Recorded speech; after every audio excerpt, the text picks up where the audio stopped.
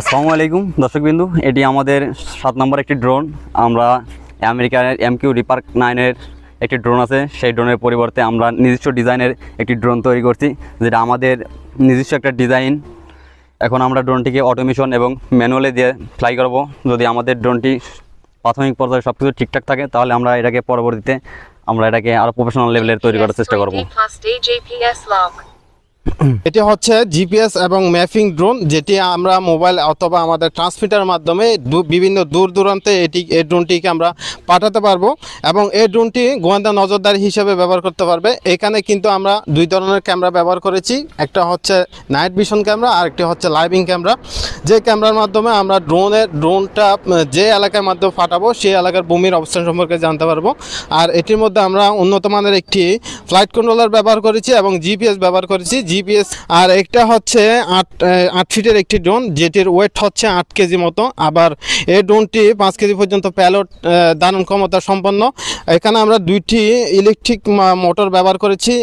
একটি মোটর প্রায় 5 কেজি পর্যন্ত ট্রাস্ট দিতে সক্ষম, দুইটা মিলে প্রায় 10 কেজি পর্যন্ত বাতাস দিবে এই ড্রোনটিকে বাসিয়ে রাখার জন্য। তো যাই হোক, আজকে আমরা এই ড্রোনটি আমরা প্রাথমিকভাবে এটিকে ফ্লাইং দিব এবং আমরা এর আগে কোনো এই ড্রোনটি ফ্লাইং করিনি। এটি বিল্ড করার পর আমরা এটি পরীক্ষা নিরীক্ষা চালাবো আজকে। তো দেখা যাক শেষমেশ কী হয়, আপনারা দেখতে পাবেন।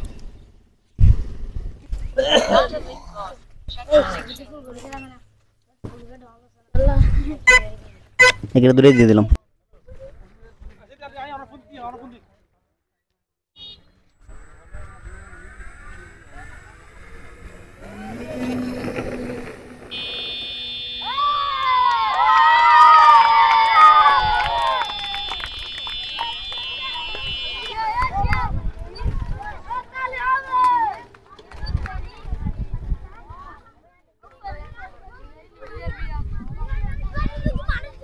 আমাদের ড্রোনটি আকাশে এখন ফ্লাই করানো হলো। এটাকে আমরা অটোতে চালাবো একটু পরে। এখন দেখতে পাচ্ছেন আমাদের ড্রোনটি আকাশে খুব সুন্দরভাবে ফ্লাই করতেছে।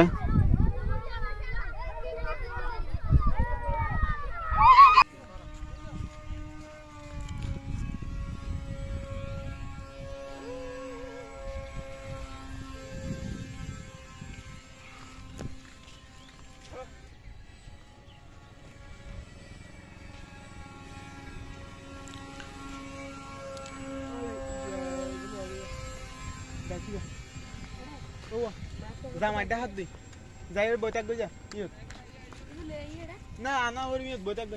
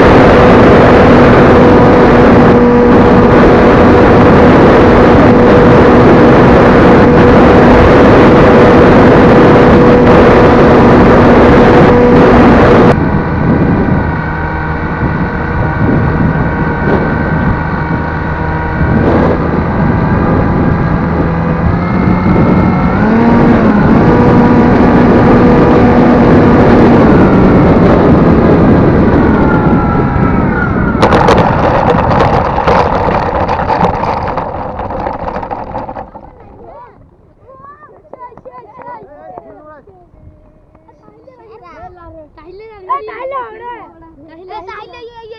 তাইলে